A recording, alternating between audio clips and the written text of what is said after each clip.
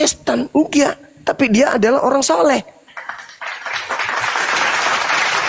Yohanes 14:31, dunia harus tahu bahwa aku senantiasa mentaati Allah, mengasihi Bapa, dan menuruti segala apa yang diperintahkan Bapa kepada aku.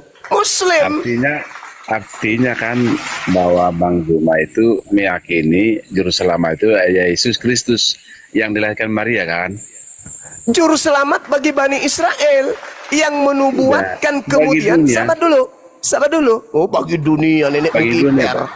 Oh, nenek Mukiper. Yang kemudian datang mengajarkan tentang datangnya seorang penolong lain, seorang penghibur. Dan dia mengatakan, Roh Kudus, Abang Ganteng. Roh Kudus itu apa? Roh Kudus itu apa? Ya roh yang keluar daripada sang firman itu. Mampus sudah. Nasihatnya aja, nggak usah kita bahas ayat demi ayat. Inilah saudara agama Anda mencuri kitabnya Yahudi. Setelah itu masuk ke Indonesia. Masuk ke Indonesia apa lagi? Yang kalian lakukan setelah masuk ke Indonesia apa kawan? Setelah masuk ke Indonesia apa yang kalian lakukan? Mencuri istilah Al-Quran. Inilah penyembah-penyembah Kristus. Penyembah-penyembah Kristus yang ada di padang gurun itu, mana dia pergi, di situ mereka merampok. Masuk ke Bali, Tuhannya Bali diambil. Nah, terjemahan Bible di Bali bukan Yesus, bukan Bapak, tapi Sang Hyang Widi. Ini cara setan tuh. Ketika dia datang kepada Adam, dia nyamar seperti iblis, seperti ular. Iblis itu kerjanya nyamar-nyamar. Kerja iblis itu nyamar. Masuk ke Indonesia, kitabnya Biblika dirubahnya menjadi Alkitab. Tuhannya Theos, sembahannya Theos dirubahnya menjadi Allah. Iblis itu gitu, cara kerjanya itu gitu. Paulus itu apostolos dirubahnya menjadi rasul. Iblis kemana yang menjadi sasarannya? Iblis itu selalu nampak memperlihatkan dirinya seperti segolongan dengan yang ingin dia sesatkan. Nah, itulah agama akibat menyembah makhluk padang gurun yang keluar di gurun. Itulah dia yang ngaku Kristus kepada Paulus. Ini akibatnya. Begitu saudara. Jadi kembali kepada korban kok manusia. Ya, tengoklah, adakah orang Yahudi? Adakah Adam? Adakah Kain, Habil, anaknya? Adakah Nuh? Adakah Lut? Adakah Abraham? Adakah Daud? Adakah Salomo? Adakah Daniel, Yeremia, Yesaya? Adakah mereka mengorbankan manusia untuk tebus dosa? Nggak ada. Hanya orang yang bertemu dengan Kristus di padang gurun inilah yang aneh, yang mengajarkan. Padahal dasar awal penyaliban terhadap Kristus itu karena ada pelaku dosa besar di situ. Ada pelaku dosa besar. Bahkan Yesus mengatakan apa? Adalah sekiranya lebih baik kalau si iblis itu tidak dilahirkan oleh ibunya. Sang pengkhianat itu maksudnya. Di dalam Yohanes 6 nomor 70, apa kata Paulus? Apa kata Yesus? Yudas adalah iblis. Kalau Yudas adalah iblis dan yang disalib itu adalah orang yang dikutuk oleh Elohim, maka Kristen adalah penyembah Sibilisisis yang datang menggunakan nama Yesus Kristus. Itu fakta, itu real. Makanya Yesus mengatakan, waspadalah kepada penyesat yang datang kepadamu memakai namaku dan berkata akulah Kristus. Mereka akan menyesatkan banyak orang. Pertanyaannya, penyesat yang muncul setelah Yesus terangkat ke langit bergelar apa? Kristus. Siapa yang bergelar Kristus? Yesus, anak Maria. Tetapi kata Yesus, ternyata ada penyesat yang juga bergelar Kristus. Matius 24 nomor 24. Sebab Kristus palsu dan nabi-nabi palsu akan datang dan akan melakukan banyak mujizat sekiranya mungkin menyesatkan orang-orang pilihan. Jadi ya hanya ada di abad pertama Mesias dan nabi palsu itu. Karena orang-orang pilihan di situ maksudnya muridnya Yesus. Bukankah aku yang memilih kalian wahai orang-orang pilihan? Yohanes 6 nomor 70. Jadi yang dimaksud orang pilihan yang akan disesatkan ini adalah angkatan pertama yang sesaman Yesus. Bukan orang Kristen yang mau disesatkan, enggak.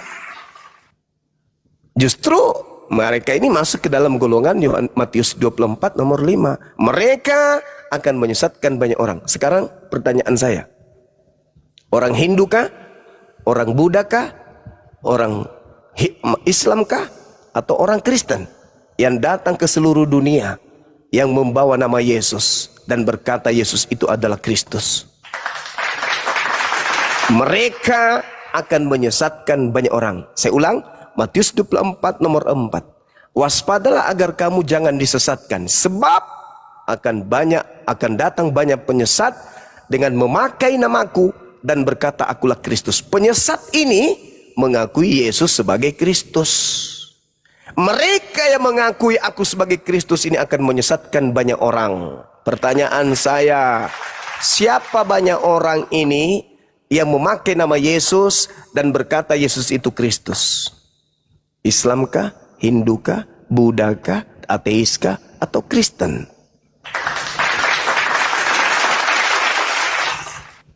Itulah jawabannya. Jadi saudara-saudaraku semua yang terkasih dalam nama Tuhan pencipta langit dan bumi, silakan lembutkan hati kalian, gunakan akal sehat, mumpung masih ada kesempatan. Berfikirlah, kenapa kalian diusir oleh Yesus? Hanya gara-gara kalian mengusir setan pakai namanya, bernubuat pakai namanya, dan bermukjizat pakai namanya. Ada apa? Kenapa? Tanya pada diri kalian masing-masing. Saya kira begitu teman-teman. Silakan diambil alih. Saya sapa dulu. Yang naik ada Avicenna Aska, silakan dibuka mikrofonnya. Mexiano naik. Mexiano tadi naik. Saya kira bukan Kristen. Silakan Bang Mexiano. Abang Dama sama Avicenna ini silakan dibuka mute-nya, kalau enggak diturunkan nanti Bang. Silakan ngomong. Teman-teman bantu juga di follow ini akun Fandi Ahmad 06 ya teman-teman ya. Yang warna hijau ini. Bantu di follow. Pak Rostrum, monitor Pak Rostrum. Doubling. Oke, silakan Bang Mexiano. Lucu juga dengerin cerita-cerita dongeng-dongeng ya. Oke, silakan dilanjutkan. Asik juga nih lagi gabut dengerin dongeng-dongeng yang lucu-lucu. Oh itu dongeng ya, ternyata dongeng. Silakan giliran saudara Pak Miksi, Anda terangkan kepada kami bahwa pencipta langit dan bumi menebus dosa dengan menggunakan korban orang yang dikutuknya sendiri itu di mana tertulis di kitabnya Yahudi? Silakan, yang nebus dosa siapa? Yang nebus dosa siapa, Pak? Gak ada yang nebus dosa. Oh, yang ditebus jadi itu bukan dosa. Sampean ini gedap terus. Oh gitu. Makanya saya ya. bilang lucu-lucuan karena itu. Nggak ada yang namanya dosa kok ditebus tuh gimana sih? Mana ada dosa ditebus? Oh gitu. Oh begitu ya. Ya Saya gitu. baru. Jadi kematiannya untuk apa, Pak? Bukan untuk menebus dosa, yang ditebus itu bukan dosanya, Pak. Tapi apa? Yang ditebus apa? Ada yang lain, yang ditebus itu bukan dosa. Coba Bapak cari deh. Bapak nyarinya cuma sekedar baca, jadi akhirnya cuma Galatia 2:20, Matius 20:28, Matius 26:28, Markus 10:45, Lukas 22:19.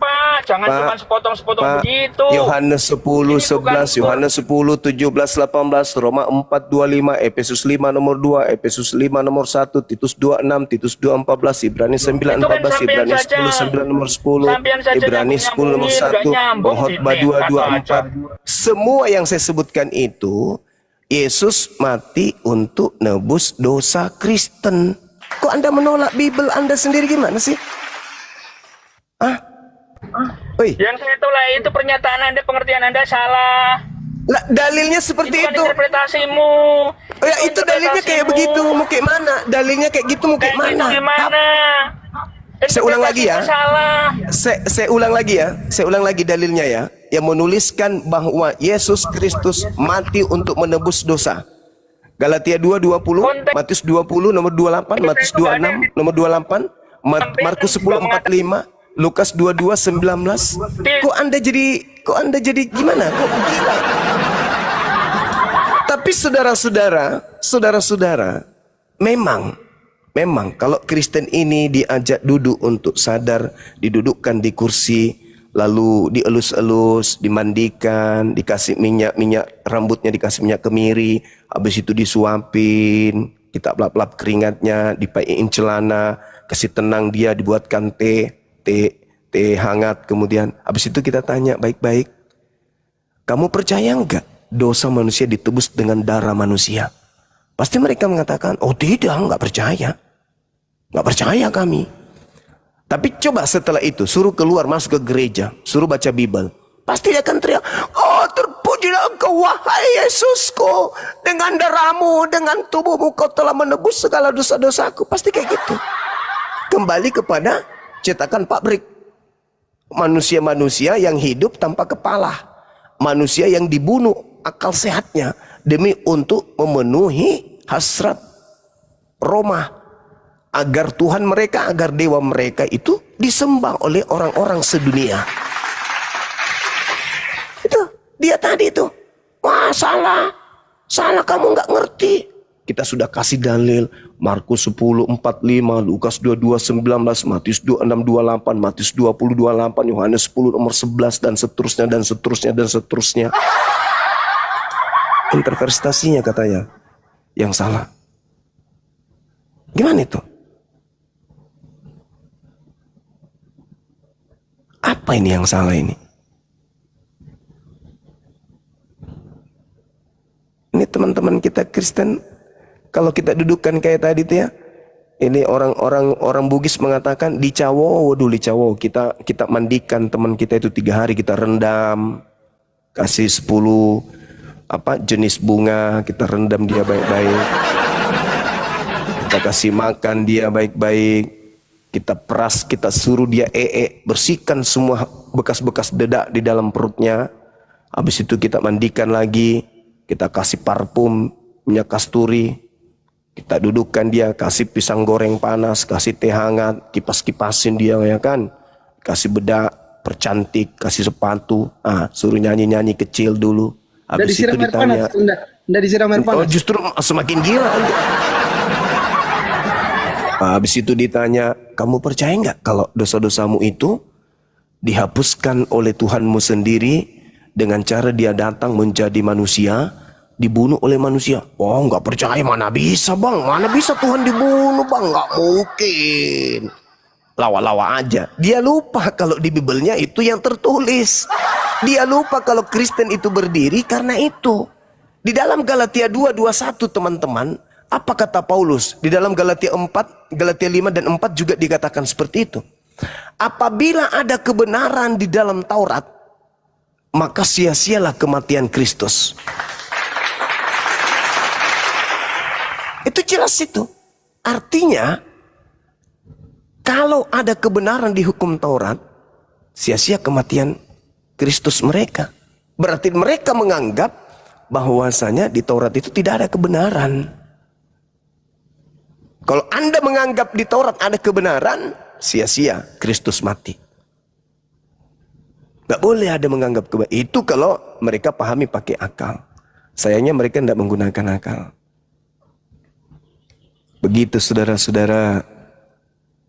Siap, izin saya sapa dulu, ada Israel Gading. Waduh, ngeri kali namanya. Bang Israel, selamat malam untuk Anda, Bang Israel. Bang Adam Kristen atau Muslim, Bang Adam?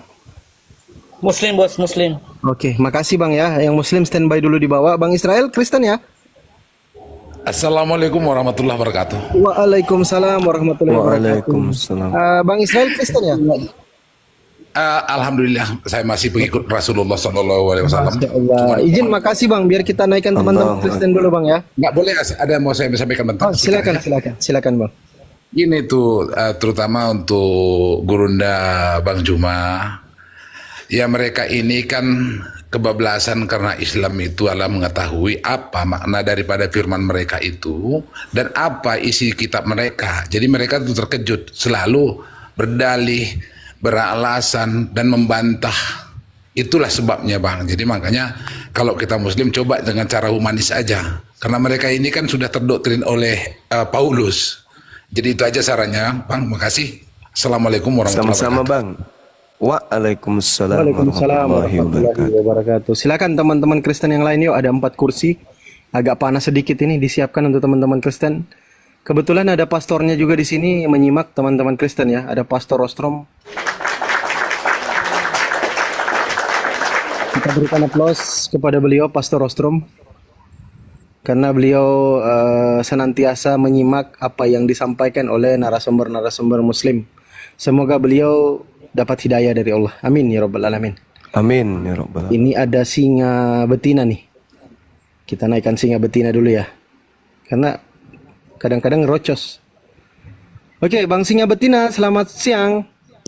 Selamat siang.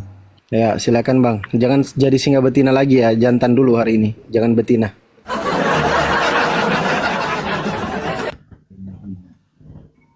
Gimana nih Bang? Kok kurban kok manusia? Ayo, silakan Bang. Iya, Yesus itu kan disebut anak domba Allah yang Mati, menghapus dosa dunia. Coba kau baca dalam Yohanes 1 ayat 29. Apa masalahnya? Ya itu firman Tuhan atau apa itu Bang? Ya firman, Yohanes 1 firman Tuhan lah. firman Tuhan. Iya, Di mana dalilnya Yohanes itu firman Tuhan abangku? iya. Tertulis di Sekarang mana? Kalau kau meragukan Alkitab kami 10 kali lebih kuragukan Al-Quran. Ya bukan masalah ragu atau tidak ragu. jadi kok Saya kau bertanya harus- di mana, saudara? Saya bertanya di mana dalilnya validasi tulisan Yohanes itu firman Tuhan itu di mana? Sekarang Al-Qurannya siapa yang validasi? Kalau Al-Quran itu kan jelas Nabi Muhammad saya menerima wahyu dari Allah. Oh, itu di Guang Hira. Setan Iya, itu betul. menurut kami. Oh tunggu dulu, jangan ke situ dulu, jangan ke situ. Iya, karena kau Ini- pun ini- meragukan. Karena kau pun Loh, meragukan. wajib saya meragukan itu, wajib Oh, saya lebih meragukan lagi. itu. Anda 10 juga kali meragukan lebih saya Al-Quran ragukan saya, lagi boleh, silakan. Anda tidak akan kafir kalau Anda tidak ragu. Sekarang yang saya pertanyakan, ketika Anda menyebut Yesus itu binatang, saya minta validasinya dari mana kemudian Anda mengatakan itu firman Tuhan? Karena di situ ucapan Yohanes, lihatlah anak domba Theos yang menghapus dosa dunia. Anda mengatakan ini firman Tuhan, sedangkan di situ jelas sekali pada keesokan harinya Yohanes melihat Yesus datang kepadanya dan Yohanes berkata, Yohanes yang berkata, bukan Yesus. Bukankah yang menerima firman saat itu adalah Yesus? Bukan Yohanes yang menerima firman, tapi Yesus. Nah, pertanyaan saya, kalau Anda mengatakan ucapan Yohanes ini adalah firman Tuhan, harus ada validasi. Malaikat Tuhan datang kepada Yohanes. Itu tertulis di mana, Bang? Silakan.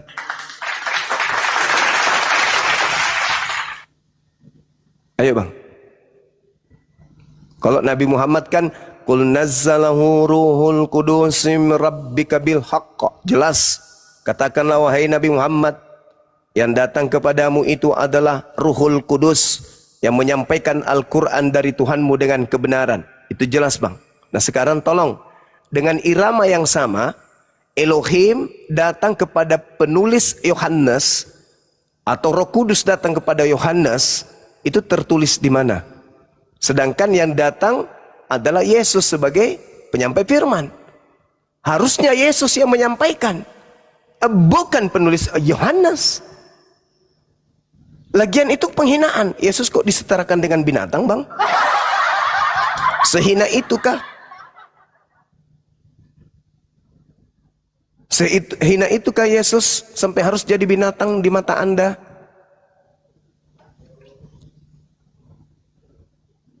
saudara, silakan jelaskan ke kami. Kami minta penjelasan, Bang. Yohanes 1:29, dasar pijakan pengarang Yohanes mengucapkan Yesus itu anak binatang, itu dari mana? Silakan.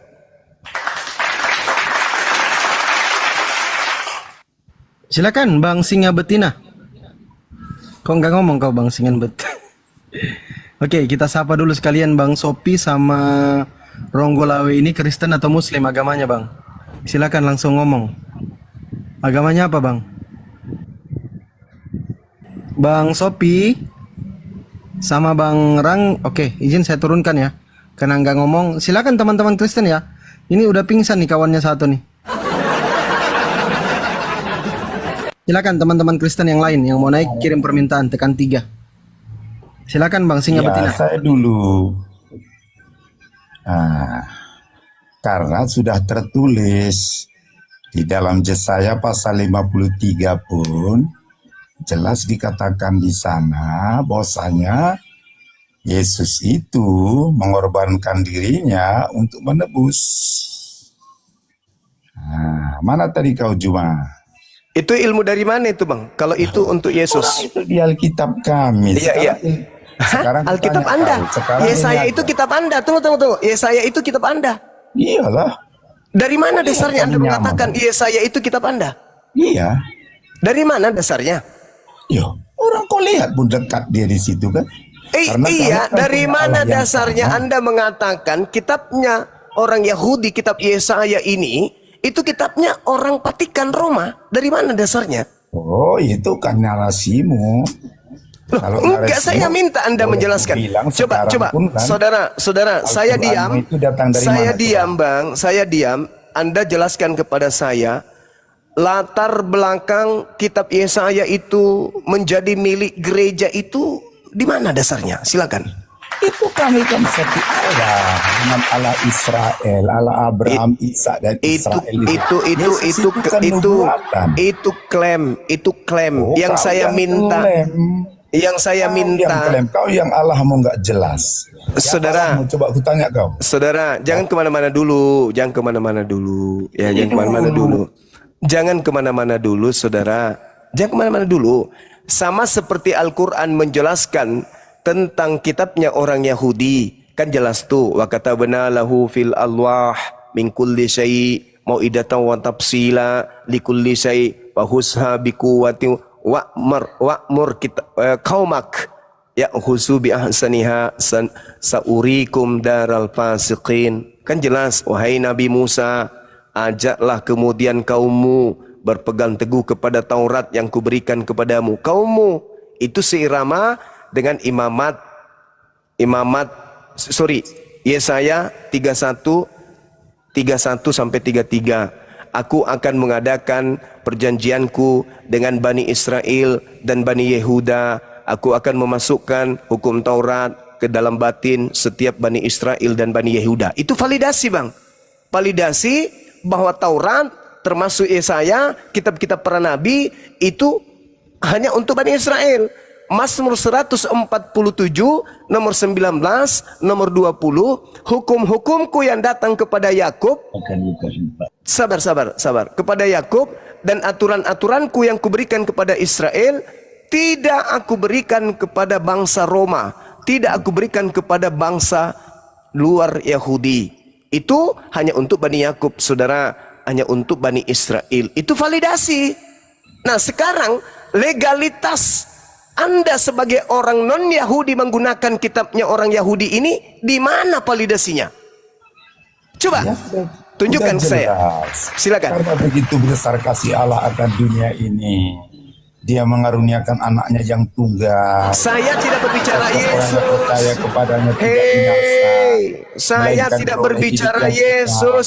Saya berbicara kitab Yesaya. Hukum-hukum yang datang kepada Bani Yakub yang saya tanya. Bukan tentang Kristus. Saya tanya validasinya. Apa hak Anda menggunakan Kristus yang datang ke padang gurun itu? Sudah dinubuatkan di dalam kitab Yesaya untuk kalian. Saya minta validasi. Ya, silakan. Silakan, Bang, silakan. Udah jelas. Mau apa lagi? Udah jelas sekali kan mengenai kekristenan dengan Musa itu beralihnya. Di mana dalam buku Yohanes pun sudah berkata 1 ayat 17, Musa dia katakan membawa hukum Taurat, Yesus kasih karunia. Nah, yang kita bahas ini, saudara, yang Anda bawa tadi Yesaya 53. Iya. Apakah itu kitabnya Musa? Oh, itu kitabnya nabi-nabi. Iya, nabi-nabi. Nah, sekarang mana validasinya kalau kitab Yesaya itu untuk orang Roma? Validasi itu Al-Quran. Harus. Al-Quran itu harus. yang perlu diragukan. Kalau Anda tidak ada validasi terhadap penggunaan kitabnya agama lain, berarti Anda itu Spanyol, separuh nyolong. Anak kau. Sekarang Mana. Sebelum Anda mencomot dalil di dalam kitab agama Yahudi, buktikan dulu bahwa kitab Yahudi itu memang diperuntukkan, diwahyukan untuk orang-orang Roma Katolik.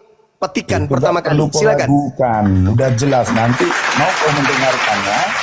Ya, saya kasih waktu. Kami butuh ilmu. Kami butuh ilmu.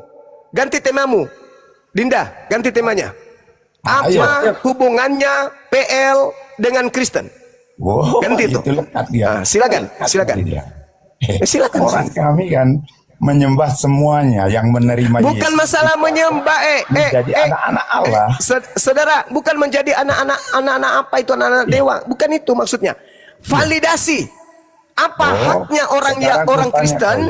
Apa haknya orang Kristen menggunakan kitabnya orang Yahudi? Silakan Anda presentasi di sini, terangkan di sini supaya kami paham. Silakan. Sekarang kami bertanya kau, siapa validasi Al-Qur'anmu itu bahwasanya Muhammad dapat dari Allah? Coba.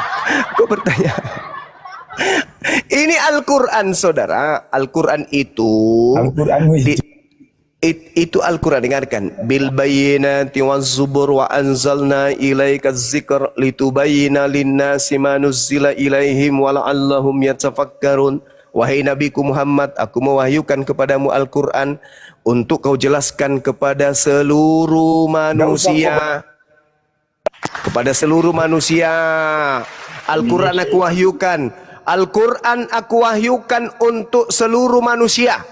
Litubayyana linnas, untuk seluruh manusia.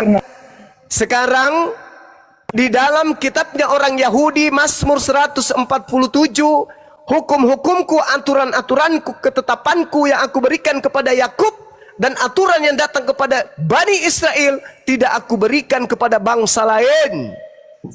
Pertanyaan saya, jika demikian, kenapa ada kitabnya Bani Yakub di gereja?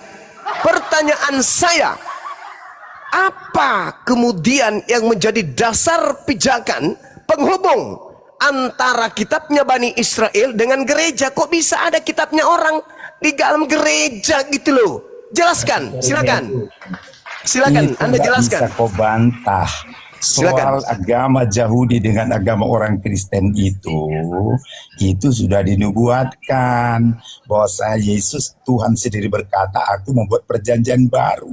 Makanya Alkitab kami perjanjian baru. Sekarang kau yang kutanya, coba kau tunjukkan siapa Tuhan. Jelaskan apa? Masolang generasi ternyata singa ompong. Yang kita minta ini kitabnya Yahudi, kenapa bisa ada di dalam gereja? Itu yang kami minta Anda jelaskan.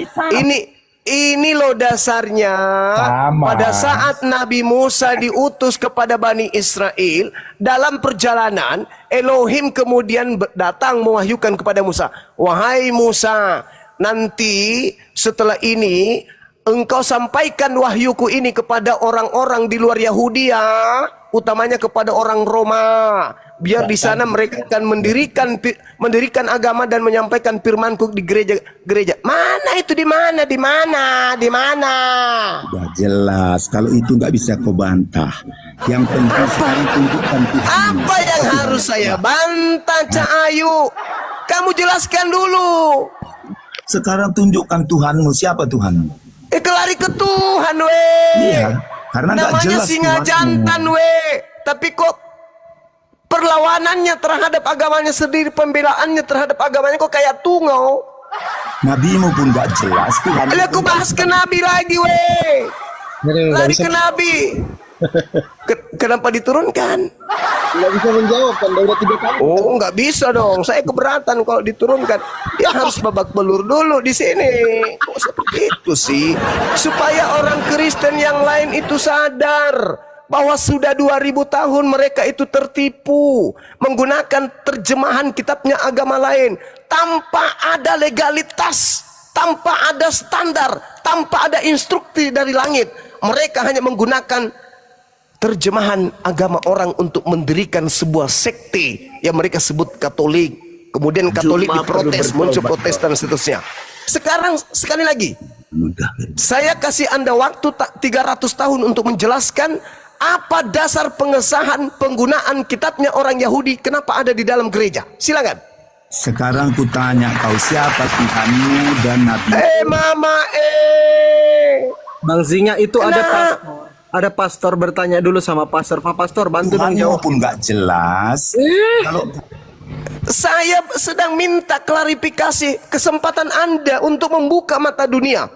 Oh, ternyata kita menjadi Kristen dan memegang kitab terjemahan milik orang Yahudi karena memang ada dasarnya. Rupa-rupanya nabi-nabi yang datang kepada mereka itu diberikan kitab untuk disampaikan kepada kita. Mana buktinya? Kalau kekristenan ya, tadi udah aku bilang sama kau kan, sebelum Yesus lahir, Tuhan sudah mengatakan, aku akan membuat perjanjian baru. Di mana Udah itu jelas. tertulis? Di mana Dan tertulis? Di Yeremia. Itu perjanjian barunya kepada siapa? Sekarang ku tanya kau, Tuhanmu siapa? Heads. Jangan pakai jurus Paulus. Saya tanya, di si Yeremia 31 itu Tuhan mengadakan perjanjian baru dengan siapa? Sebut. Ya dengan umatnya, itulah Kristen. Siapa umatnya di situ? Dengan menurunkan Yesus. Bani Israel, kok kamu selipkan Sekarang ku kata tanya dulu Kristen? kau, siapa Tuhanmu? Siapa Memalukan. Coba izin Ya. Bang Zuma, ini ada Ya. parostrum. Ada Siapa parostrum. Tuhan? Bang Singa, coba bertanya deh sama pastor. Siapa bilang siapa Tuhanmu? Sebentar Bang Singa. Kok larinya ke Tuhan pula? Tunjukkan ditanya. siapa Tuhan. Iya, nanti dijawab dan ya. Itu sekarang. Ya, Bang Singa. Karena kalau itu panjang, bagaimanapun Ya. kalau kau Saudara, berarti mereka, Panjang. engkau tak bisa ngomong karena aku Apa ahli hubungannya? Hei, apa Iya. hubungannya? Kita kitab. Tidak sedang mungkin minta. kau lebih pintar dari semua orang Kristen di dunia. Orang Oh, Islam yang pasti itu terbodoh. pasti. Kristen itu Orang Kristen pintar. terbodoh. Mana? Dengar. Mana buktinya? Orang-orang Kristen itu pintar. Sayangnya, Mana ada bukti ketika berbicara mengenai agamanya, Semua bodoh. orang Kristen Menyembah Muhammad itu yang tak ada yang paham kecuali mereka yang belajar dan pasti ragu dengan agamanya. menyembah Allah yang Bahas Allah. siapa Allahmu? Coba Allah. jawab. Siapa Allahmu? Itu temanya tuh. Ya. Siapa Hubungan Allahmu? itu hubungan PL dengan Kristen tuh. Jawab tuh. Nggak ada jelas Allah Islam. Oke, Bang Singa, ini kan ada pastor nih. Kalau Nggak usah aku pasang ke Jumanya aku perlu ngomong. enggak, ini ada pastor yang paham, yang belajar teologi. Mungkin Bang Singa bisa bertanya, Pak Pastor Rostrum, bantu dong jelasin nggak dikit usah ke apa pastor kaitannya. lah. Anda nggak bisa Cuma- menjawab soalnya malu-maluin Kristen yang lain nanti, Bang. Coba Pak Pastor dibantu dong, Bang Biar Singa. ku makan anak Allah satu ini, biar ku makan saja sini. Ku makan saja ini anak Allah. Maju kau sini anak Allah. Anak Allah mana bapakmu? Bapakmu mana anak Allah? Anak Allah. Kau anak Allah, mana bapakmu? Dan bumi. Anak Allah, mana bapakmu? Bapakmu hanya menciptakan Israel saja. Tidak ada yang menciptakan Jakarta dia. Kan nggak jelas. Jangan kau bodoh-bodohi kami. Kau tengok bapakmu. Bisa keluar Israel dia. Bisa keluar Israel. Oh, Bapakmu itu bisa keluar Israel. Bisa dia. Mana dia di Yunani? Coba tunjukkan batang hidungnya di Yunani. Ada dia. Yo.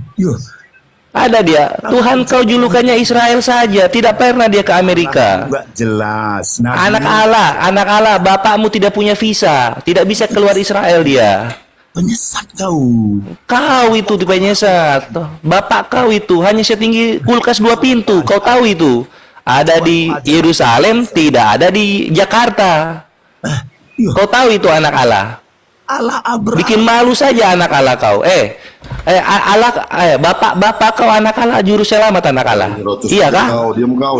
Iya kah anak juru selamat kah dia kah? Jawab jawaban tadi. Coba kutanya kau sedikit.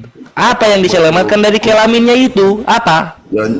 Coba kasih paham kami di sini. Karena kami tidak pernah mengerti Tuhan punya kelamin, fungsinya untuk apa itu? Apa keselamatan dari kelaminnya itu? Coba. Nah, itulah pikiran. Kasih paham kami. Pikiranmu kawin. Pikiranmu kan itu pula yang kau. Bagaimana tidak terpikirkan Tuhan kau bergelantung begitu kelaminnya? Ya kan itulah pikiran Muhammad. Loh, pikiran Muhammad kenapa Tuhan kau berkelamin? Iya, enggak. Untuk apa kelaminnya? Kalau tidak mau dipikirkan, kau buang saja kelaminnya itu. Jangan kau ajak bangsaku ini ikut Islam, enggak jelas Allahmu. Coba. Buat apa? Tuhan kau saja hanya bisa bikin 6% Indonesia Kristennya. Allah Abraham, Isa dan anak Allah. Iya, anak Allah kau hanya di Israel saja, tidak bisa kau keluar dari sana. Seperti jenglot Tuhan kau itu, seperti kayang. Kau tahu kayang? Tidak bisa dia keluar pulau. Nah ini rocos debat apaan macam ini? Allahmu itu. Baru kau berpikir. Allah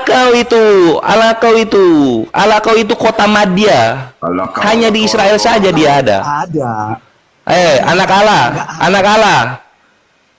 Kalau Tuhan kau ada, kenapa sekarang seperti mayat? Di mana dia? Kenapa seperti mayat? Yesus kau itu. Dia kan? Sorganya mana sekarang? Sekarang ada hanyut. Sorganya hanyut seperti Gan Eden. Seperti Gan Eden hanyut dia. Kau bilang sorganya terlihat, banyak saksinya yang melihat dia ke sorga. Kutanya 2025 sorganya di mana menghilang. Apalah kau bikin? Kemana anak Allah satu itu? Kemana dia? Apa ini? Menghilang. Bang Jack sama Bang JS. Begini saudara, begini dengarkan. Makanya kalau dialog itu baik-baik. Bang Singa Betina tadi itu dialognya nggak baik-baik, Bang. Dengarkan dulu, Bang. Kita umat Islam itu, Bang. Sebentar saudara, dengarkan dulu makanya biar paham. Kenapa Bang Kores masuk? Karena kayak tadi modelnya, kayak perempuan, singa betina, ngomong terus. Bukan singa sih, anjing betina dia. Ngomong terus Bukan, dia bukan singa, itu bukan anjing, dia anak Allah betina dia, anak Allah betina. Bukan anjing, bukan hewan dia. Si Kores ini nggak bener ini, buangnya si Kores ini nggak pernah debat bener orang ini. Makanya apa yang kalian tabur kawanku, Kores yang kalian tuai, jangan kalian mulai. Bacot dong dari dulu, nggak ada. Memang jago bacotku, dituntun roh. Kalau ngomong bela-bela. Dituntun roh, bacotku ini dituntun roh. Kau nggak mau kalah. Kalian anak Allah jangan padus, anak Allah jangan padus anak Allah. Kita bukan di gereja ini, kita di komal TikTok. Kores. Kau berbaris kau ngobrol anak-anak Allah. Menang ngotot doang kau tuh. Turun kau mendingan daripada. Waalaikumsalam warahmatullahi wabarakatuh. Kores disuruh turun. Daripada Kores turun, Kores mending mute. Kalian mulai lagi sama Gurunda ya. Silakan. Betul sekali, tepuk tangan. Jadi saudara-saudaraku yang Kristen, Bang JS, sabar dulu saudara ya. Saya sampaikan. Jadi dari tadi itu ada kesannya menghina, mau menghujat, mengatakan wahyu dari gua itu wahyu iblis, apa segala macam. Jadi kami itu umat yang defensif. Apa yang kalian tabur, Bang Kores yang kalian tuai. Jadi dialog itu baik-baik saja. Gitu maksudnya. Kamu tuh kan hostnya di sini. Kamu nggak mungkin netral. Saya kasih tahu. Kamu nggak mungkin netral. Netral lah saudara, saya netral. Enggak kayak gitu. Gini kita diskusi baik-baik saja. Ini ada Bang Juma sudah ready. Silakan. Sedikit yang agak berilmu lah. Kami Islam itu ingin melihat sejauh mana Kristen ini bisa memberikan penjelasan kepada kami umat Islam kevalidan gereja menggunakan terjemahan kitabnya orang Yahudi. Karena hukum-hukum yang datang di dalam kitabnya orang Yahudi hanya mengikat orang Yahudi. Aturan-aturan Tuhan yang datang kepada mereka hanya untuk mereka. Lalu kenapa ada muncul di dalam gereja? Tentu ada penyebabnya. Maka kami minta, itu instruksi dari mana? Apakah ada validasi dari Tuhannya Yahudi, dalam hal ini Hasem, Yotefafe, memesankan kemudian kepada nabi-nabi yang diutusnya, agar kitab ini nanti disampaikan kepada Roma. Karena Kristen tertua itu Roma, Katolik. Nah ini yang kami minta. Kok bisa? Kalau misalnya nih, Al-Quran datang kepada bangsa Arab. Tetapi Al-Quran itu diwahyukan untuk seluruh umat manusia. Maka wajar ada di Indonesia. Nah sekarang coba saudara, jelaskan kepada kami benang merah antara kitabnya Yahudi dengan gereja Kristen. Silakan. Oke, saya jawab ya. Bang Jack, ya silakan. Saya jawab dulu. Oke. Juma tadi Anda bilang bahwa Kristen tertua itu Roma. Itu sudah kesalahan besar yang pertama ya. Bahwa kalau di Alkitab dikatakan ada gereja mula-mula. Itulah gereja yang mula-mula awal. Belum ada Katolik, belum ada Ortodok ya, di mana rasul-rasul itu yang menjadi pengajar-pengajar di sana. Oke. Lalu kedua, apa kolerasinya antara perjanjian lama dengan Kristen? Anda sudah cukup jelas, sudah lama sekali mendengar tentang nubuatan-nubuatan, tapi Anda tidak percaya itu pun haknya Anda. Lalu Anda bilang, bagaimana perjanjian lama itu dihubungkan dengan Kristen? Sedangkan Kristen itu adalah Yunani apalah segala macam, Anda bilang gitu kan? Oke. Saya mau tanya, yang berkata-kata di Alkitab itu, perjanjian baru itu rata-rata adalah, sebagian besar adalah orang-orang Yahudi loh. Murid-muridnya Yesus. Mereka memakai ayat-ayat di perjanjian lama yang dimana ayat-ayat itu adalah apa yang mereka percayai, yaitu murid-murid Yesus sendiri. Bagaimana Anda melarikan itu kepada orang bangsa Yunani atau bangsa Romawi? Ya, walaupun di dalam Alkitab itu ada sangkut paut dengan penjajahan bangsa Romawi zaman itu. Tetapi murid-murid Yesus jelas mengatakan itu semua. Mereka adalah orang-orang Yahudi. Contohnya Paulus yang Anda fitnah, ya sudah jelas Paulus itu adalah keturunan daripada orang Yahudi. Ya, Anda bilang di keturunan Yunani. Anda percaya dengan kata-kata Paulus yang lain yang mendukung doktrin dogma Anda, pengetahuan Anda, tapi Anda menjatuhkan Paulus, bahkan memfitnah Paulus, ya kalau ada kata-kata yang tidak setuju dengan pendapat Anda. Anda bilang Paulus itu adalah keturunan Yunani. Saya mau kasih tahu. Jelas-jelas dikatakan dalam Filipi 3 itu, ya. Paulus itu disunat pada hari ke-8 dari bangsa Israel. Dia dari suku Benyamin, orang Ibrani asli. Kalau asli itu berarti bapak mamanya orang Ibrani berarti, ya.